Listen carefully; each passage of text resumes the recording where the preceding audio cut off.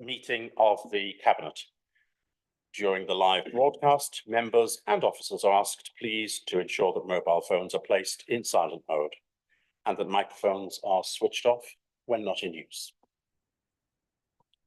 Carol, do you want me to wait for a few moments? Pause a second while we get this on.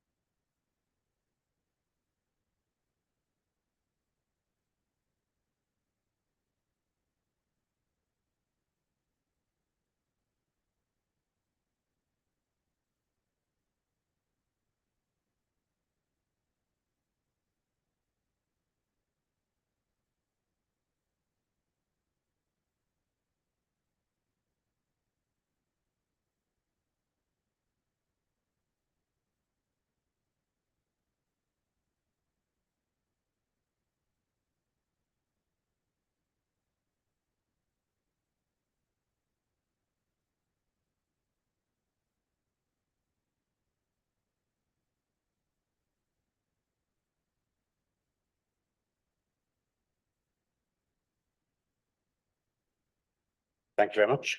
I think we've lost the echo. Thank you. Right, agenda item 1, apologies for absence. Would member services please report any apologies for absence? We've had apologies from councillors Benny and Mrs. Laws. Thank you very much. Agenda item 2 are the previous minutes, that is the public minutes, which are on pages 3 to 6 of the agenda pack. And we're being asked to approve those as a correct record of the meeting, which took place on the 18th of March 2024. May I ask any member who doesn't agree with those minutes to indicate that now, please? I see no objections to approve the minutes as a correct record, so they are now agreed and I'll sign them. Thank you. Agenda item 3, urgent items. There are no urgent items for consideration today. Agenda item 4, interests. Now, this agenda item is to receive any declarations of interest under the local code of conduct or any interest under the code of conduct on planning matters in respect of any items to be discussed at this meeting. If any member has anything to declare, please can you inform the meeting now? I see no hands being raised. Councillor Miss Hoy. Yeah, thank you. I should have thought this before the meeting, actually, but it just occurred to me, and I want to be proper, given people seem to be very concerned lately about being proper. If someone is named in Appendix 4 as being appointed by the independent chair of the town board, but they are also a member of this council, would they need to declare that as an interest now or not? Because usually the declaration of interest relates to you don't have to declare if you're appointed by this board, but because that's not the case, it perhaps would be best to be safe to declare an interest. It's often, unless Carol feels otherwise, regardless of what the correct legal position is, it's often better to err on the side of caution. Therefore, my suggestion is that you do make such a declaration and that at least 2, if not 3 more of us also make a similar declaration. So would you care to make that declaration? Yes, so I'm named in Appendix 4 of agenda item 5. Thank you. Thank you. Councillor Tierney. Thank you, Chairman. I'd like to make the same declaration. Thank you. Ork. Hello, can I also make the same declaration? Thank you. Certainly may. Thank you very much indeed. And I will make the same declaration as well. Good. Thank you very much indeed for that. That's very helpful. That's right. Agenda item 5 is Wisbech the Wisbech Government Long-Term Plan for Towns funding, which is to be found on pages 7 to 32 of your pack. There have been a few amendments to the report as it was originally published. Those amendments were published earlier today and were sent to members, and they amend the recommendations and the terminology regarding the Wisbech Town Board appointments, and they incorporate a new Appendix 6, all of which is in front of you today. And before I formally propose this, I will just go through what has been changed. Most of it is quite minor to do with wording. in the covering report on paragraph 3.3, we've removed the words local and based within Fenland so as to be consistent with the government guidance. In paragraph 4.3 in the covering report, we've also noted the independent chair's initial appointments to the town board as set out in Appendix 4, and we've made reference to the DLUC guidance in Appendix 6. And we've also noted that after this date, appointments will be made by the independent chair in collaboration with the town board. The new Appendix 6, which I will give you time to read in a few moments, is a resume of the information from the government guidance about the composition of town boards in general and how it applies to our town board in particular. In the main report, in paragraph 1.4, we've again deleted the words local and based within Fenland because they don't appear in the guidance. In paragraphs 2.4, we have made changes again to the information about membership, making it quite clear it is a councillor, a county councillor and a district councillor, as again is mentioned in the government guidance. In Appendix 4, on page 3 of the appendix, we've noted that at the inaugural meeting, some of the procedural matters which will apply in future meetings won't apply. And on page 4 of Appendix 4, we've also noted, we changed slightly the timing of the signature of minutes of the town board by the town board chair. So apart from that, the main change is the new Appendix 6. And given that that has only today been emailed out to you, that is composition of the town board, I'd like to give you a minute just to scan through that to read it for yourselves if you haven't already read it all while we've been waiting.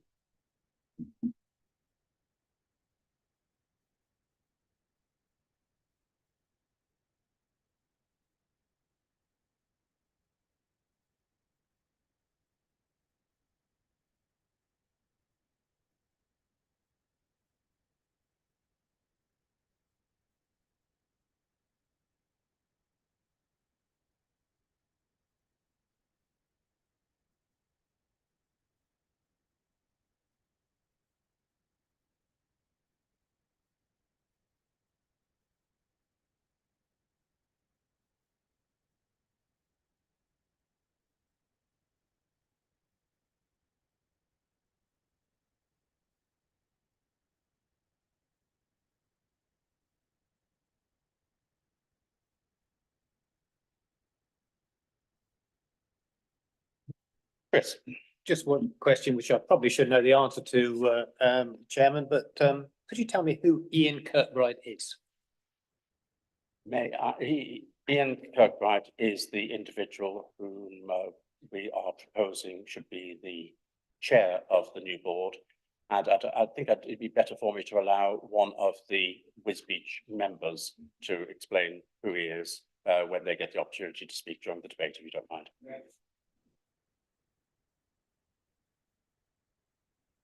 Right, it looks as though you've all had an opportunity to read through that additional appendix. So I will propose this agenda item. Before I speak, may I have a seconder?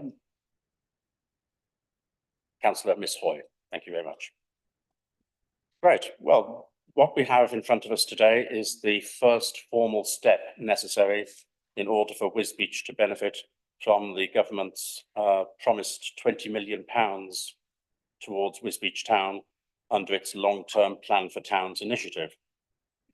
There are a whole host of procedures which have to be followed in order to start the scheme operating in Wisbech. One of those, which we're being asked to agree today, is that we delegate to officers the power to accept the initial capacity revenue funding for the current year to the corporate director and the chief finance officer, and that will allow us, we as the responsible authority, to be able as the accountable body, it allows us to be able to operate and to give the guidance necessary to the board. The government has produced a fair amount of guidance and supplementary guidance as to the way in which the town boards must operate. And one of those requirements is the appointment at the earliest possible stage of a chair of the Wisbech Town Board, and that recommendation is before you today. The individual concerned, Ian Kirkbright, will be it'll be explained a little bit later exactly who he is. The one amendment which is most important to make in paragraph 4.3 is that Ian Kirkbright's name, Ian, is spelled I-A-I-N. So we must just make sure that we're appointing the right person. We also need to ensure that the chair's suggested appointments to the initial board are all in order, and we've gone through that with a fine-tooth comb. And that we agree what the draft terms of reference and code of conduct should be for the Wisbech Town Board. After the town board is constituted, they are responsible for many of their own functions, including membership. But they are also able to look to us as the accountable body in order to give assistance to them on various administrative and secretarial matters. It really is quite an opportunity, isn't it? £20 million under local control to achieve many of the things that I'm sure local residents in Wisbech want to see achieved. It's a real opportunity, and it's really important that we don't get this wrong. One of the main things that we have the opportunity to do, with local members being primarily involved, is to minimise the amount of that £20 million which gets sucked up into administration, consultants' reports and similar matters. Unfortunately, we can't completely avoid administration. Without any administration, the whole thing falls down. But at the end of the day, it's so important that we have local members in place, local residents in place, local business people in place who are able closely and carefully to monitor that £20 million to make sure that as much as possible of the whole sum ends up going into actual projects which will benefit the town and which will benefit the people of the town. And that will be down to the members of the board to ensure happens. There has been a request that I advise you that the chief executive of the CPCA is unhappy about the arrangements which have been made. But the guidance from central government is clear. In fact, the guidance doesn't even mention the CPCA at all in terms of board membership. The guidance does, however, give the chair the opportunity, if he so wishes, to make appointments to organisations, including local authority organisations, which are associated with the area. And the chair has so decided, so far as the CPCA is concerned. But that is not to provide a seat on the board to the CPCA. It is to provide a seat on the board to a member, an elected member who is associated with the CPCA, happens to be myself. And that distinction is a really important one. Similarly, the chief executive of the county council has expressed his concern that the county council isn't choosing its own representative on the CPCA board. But again, the guidance does not say that the county council has nomination rights to the town board. And it doesn't even say that there will be a representative of the county council on the town board. All that the guidance says is that there should be a county councillor who is chosen to be on the town board. Additionally, it is quite clear from all of the comments within the guidance that there's always a preference to keep this as local as possible. And therefore, the chair has decided upon a county councillor, that is Councillor Tierney, whom he believes is the appropriate person to be on the town board. But let me stress again, Councillor Tierney will not be a representative of the county council. He will not be an appointee of the county council. He will not be answerable to the county council. He is there in his own right as a county councillor under the terms of the guidance which has been set for us by DELA. So we have a very positive opportunity in front of us. We will have a first meeting of the town board very soon, and the town board will then be free to start working towards the various plans. It's got to have a 3-year plan and a 10-year plan in place, and to start making a real difference to the residents of Wisbech. Sam, just a comment from.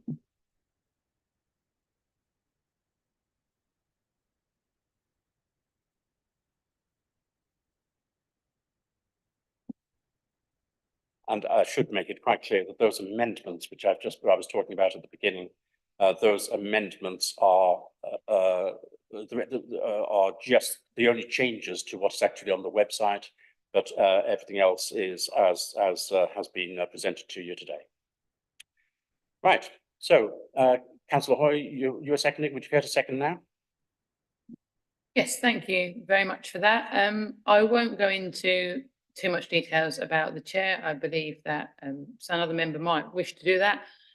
But one thing I did want to touch on, I mean, there's so much I could say. There's so much I could say about potential ideas and things that we could do, but I think that would be quite interesting to discuss at the meeting itself. But I just wanted to take issue with one thing I've seen. I mean, well, there's lots of things I've seen over the weekend, to be honest, and some of those I, won't go into now. But one thing I saw that really upset me, and I usually wouldn't mention it because there's kind of that saying, isn't there? Don't feed the trolls. But a blogger online put over the weekend a bit of a criticism, actually, of 2 of the town board members. I won't name them by name because that would be unfair, but the quote was, they're just they're just a gardener and just a hairdresser. And I have to say, I really wanted to take issue with that because, first of all, it's a bit of a joke in some ways. I mean, sort of like, what could a mere hairdresser possibly know? But actually, they know quite a lot about running a successful high street business, about community engagement. They talk to hundreds of people a week. So actually, that's pretty good community engagement.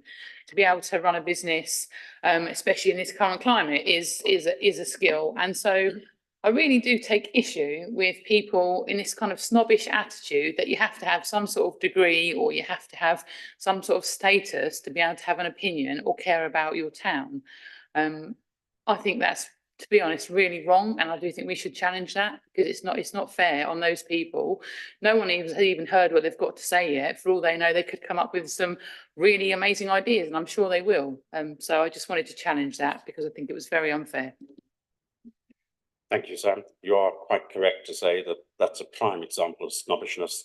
Why a gardener or a hairdresser should be any more or less qualified than anyone else within the area to give their opinions and to give their help and advice is absolutely beyond me. But we really shouldn't pay a great deal of attention to random bloggers online. Councillor Tierney.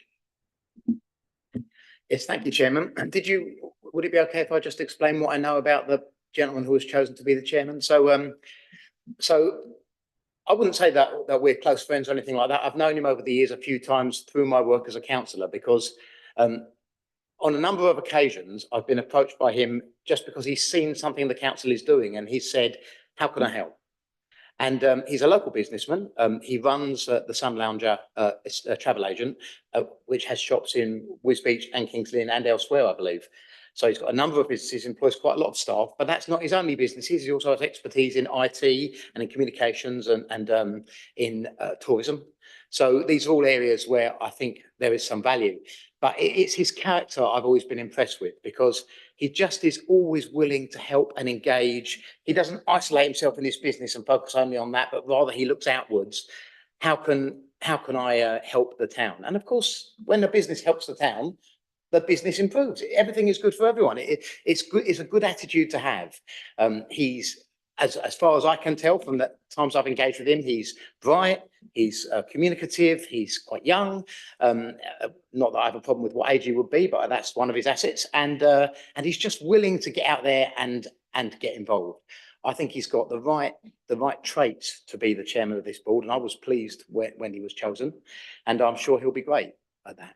I do have a couple of other comments about, if I may. So, of course, Sam is right about what she said, and I agree with all of that. I was very surprised to see those sort of comments being made. Wisbech is quite a small town. One of the comments that was made is, the hairdresser has a client who's a councillor.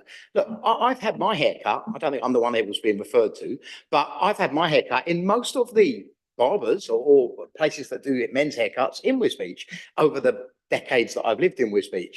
So I'm the client of loads of them, and I've shopped in most of the shops and spoken to most of the businessmen who are in businesses where you would engage.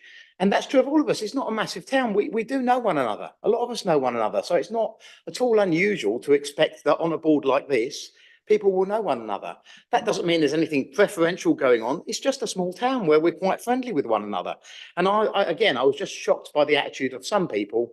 I thought it was a shame given this fantastic opportunity. Thank you. Thank you very much. Any other member wish to speak? Oh, sorry. Alex. Thank you, Chairman. I agree with what Councillor Hoy said. I think this perception that you've got to be a super duper, highly intelligent academic to be a councillor, it's not true. And I think people who have this bigoted attitude towards people who sit on the council is totally out of order. And I agree with Sampler. I haven't got an academic degree. I don't want one. I've got through 80 years of my life without it, and I think I've done reasonably well. So I think a lot of people do the same.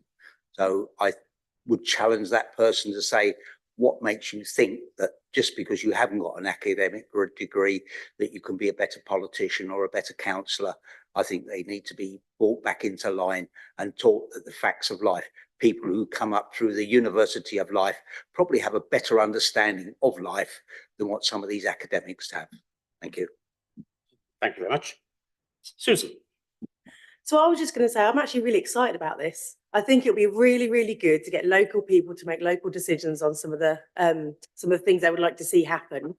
I echo what everyone else has sat there and said. I think it's really unfortunate people make disparaging remarks.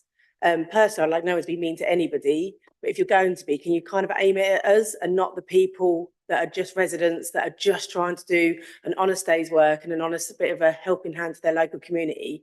They are salt to the earth. They incorporate the Fen attitude. They're good people. So it'd be really, really nice if people just back them up a little bit and see what we can do together. Thank you, Susan. Chris.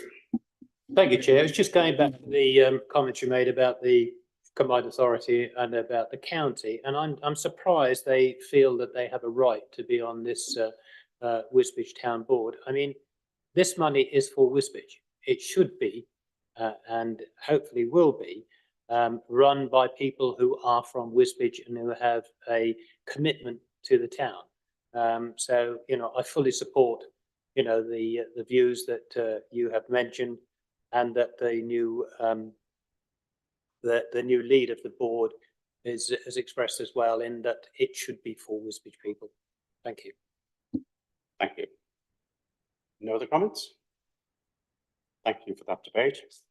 I shall move to the recommendations. The first one is that we note the contents of the report relating to the government's long-term plan for towns initiative for the town of Wisbech, which I'm sure we do. The second is that we delegate powers to accept the capacity revenue funding for the financial year 24-25 to the corporate director and the chief finance officer. Those in favour, please show. That's unanimous. Thank you. Third item, that Cabinet appoints Ian, spelt I-A-I-N, Kirkbright, as chair of the Wisbech Town Board. Those in favour, please show.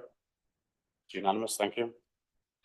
Fourth, that we note the proposed independent chair's suggested appointments to the Wisbech Town Board as set out in Appendix 4, which selected in accordance with the dealer guidance summarised in Appendix 6. Such appointments to be made prior to the inaugural meeting, and that appointments after this date will be made by the independent chair in consultation with the town board. Do we so note? Yes, all agreed, thank you. And finally, that we approve the draft terms of reference and code of conduct for the Wisbech Town Board to be adopted by the town board, at its inaugural meeting in May 2024. Those in favour, please show. And that's agreed unanimously. Thank you very much indeed. Thank you, members. May I ask that member services ensure that a full version as amended of this report does appear prominently on our website as soon as possible, most especially making sure that we spell the chair's name correctly. Thank you very much. Thank you. Right, agenda item 6 is the Whittlesea Station Enhancement Programme. This report can be found on pages 33 to 38 of the public agenda pack. And may I ask Councillor Seaton to propose this report? Thank you, Chair. In partnership with the Hereward Community Rail Partnership, a high-level master plan was developed by Whittlesea Station in 2013. This master plan set out a range of short, medium and long-term improvements for each of which aim to deliver the better stations priority in the Fenland Rail Development Strategy. In October 2017, supported by the CPCA board papers in March 2018 and January 2019, the Fenland Stations Regeneration Project was successful in securing substantial funding of 9.5 million from the combined authority. Since 2017, for Whittlesea Station, smaller projects such as the second ticket machine and 2 waiting shelters have been completed. Substantial technical and feasibility study work has also been undertaken for larger projects such as car parking and bus interchange facilities, which has highlighted several technical challenges related to access, ecology and the existing railway level crossing. Due to the technical challenges highlighted through the feasibility study, the project board approved the delivery of an additional strategic outline business case. The main purpose of this work, which concluded in late 2022, being to consider whether an alternative site for Whittlesea Station might be more appropriate. The outcome of the SOBC determined that the requirements to deliver a new station and the cost of such a proposal would be prohibitive and unlikely to represent value for money.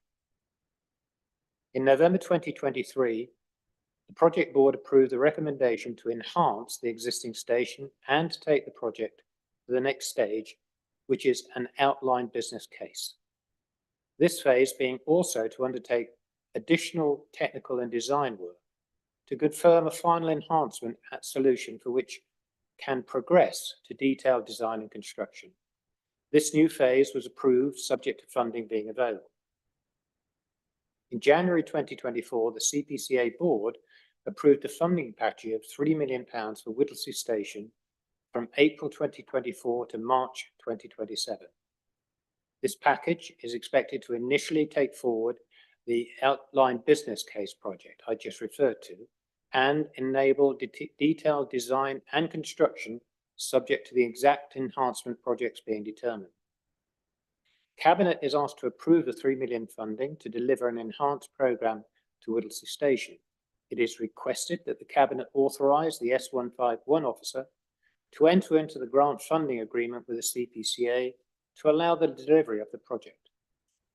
The project to be managed using FDC project management methodology, governance through a project board, and any cost limited to the total sum of grant funding available. It is also proposed to keep the existence governance structure in place for the delivery of the project as approved by Cabinet in July 2019. This is in accordance with similar project boards that are also in existence to oversee and deliver CPCA funded projects. Details of the terms of reference for the project board as approved in 2019 can be found in the background papers section of this report. Thank you, Chairman. Thank you, Chris, and I'm very happy to second that. Open this up for debate. Comments from members? Councillor Scanlon. Thank you, Chairman. I think this is a good way forward. Whittlesea Station has suffered for many years for underinvestment, and I think bringing it forward as a main station in view of the fact that Whittlesea is growing and growing quite considerably to give us a better transport system out of the area for work and leisure. Thank you very much. It is a matter of chicken and egg situation to some extent.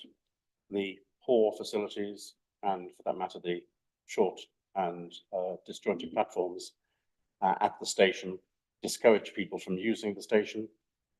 Therefore, additional trains aren't put on because there are so few trains which are put on and the service is so infrequent, people don't tend to use the station. And it's important that that cycle is broken. And one of the ways of breaking that cycle is through initiatives such as this to enable specific improvements to take place at the station, to encourage more people to be able to use the station, which may be able to be used to encourage the train operators to stop more frequently at the station. It's not that we lack trains passing through the station, but the problem is too many passenger trains do exactly that. They pass through and they don't stop. So that will be a big battle ahead. It's a battle we've been fighting for some time, but these proposals will assist in ensuring that that battle is eventually won. Councillor Mrs. French. Thank you. Yeah, I think this is a great idea. March, we're very fortunate to get investment. I wish Whittlesea well, and hopefully one day we might see Wisbech with a train. Thank you. Any other comments? Do you wish to come back, Chris? I think you said what I was going to say, Chair, so that's fine. One thing, of course, one note of caution is Ely Junction is still the elephant in the room, and we still await that monies to come through from the government to start that process, because that is still a big block in what we're trying to achieve. Understood. I will take these recommendations en bloc unless anyone objects. So they are to approve the delivery of a £3 million programme of enhancements at Whittlesea Railway Station, supported by CPCA medium-term financial plan funding, available between April 24 and March 27. For us to authorise the Section 151 officer to enter into a grant agreement with the CPCA for FTC to deliver the enhancement programme for Whittlesea Station, to reconfirm the June 2019 decision of FDC Cabinet relating to the governance of the Whittlesea Station project, enabling the existing governance arrangements and a project board to oversee the development and delivery of the £3 million programme, and finally to give delegated authorisation to the Cabinet Member for Transport, Heritage and Culture to approve associated procurement in accordance with FDC procurement procedures, the terms of the grant funding agreement with CPCA, and decisions by the project board. Those in favour, please show. That is agreed unanimously. Thank you very much indeed. Agenda item 7 is the Wisbech High Street update, which we have on pages 39 to 42 of our agenda pack. May I ask Councillor Seaton to propose the report, please? Thank you, Chair. This is the monthly update that I give on both developments in the Wisbech High Street. 11 and 12, as the report highlights, the original building for 11 and 12 High Street has been reviewed, and a revised design now reduces the footprint of the new building, and the number of flats has been increased from 12 to 16. This has been achieved by offering one-bedroom flats that are in high demand in Wisbech. Despite these changes, the expected build costs remain very significant, and officers are now value engineering the revised design to reduce build costs to a realistic level. 24 High Street, work continues on 24 High Street build. Revisions to the laying out of the building have caused recent delays, and the fit of the new building into the gap has a tolerance that has to be adjusted. These, along with considerations around the amount of materials required, are likely to add time and cost to the project. The Council's policy surveyor is working hard on our behalf to ensure that any increase in either cost or time is limited. And I will report back to Cabinet next month once this detail is available. Thank you, Chair. Thank you. Do I have a second for that report? Councillor Scanlon, thank you very much indeed.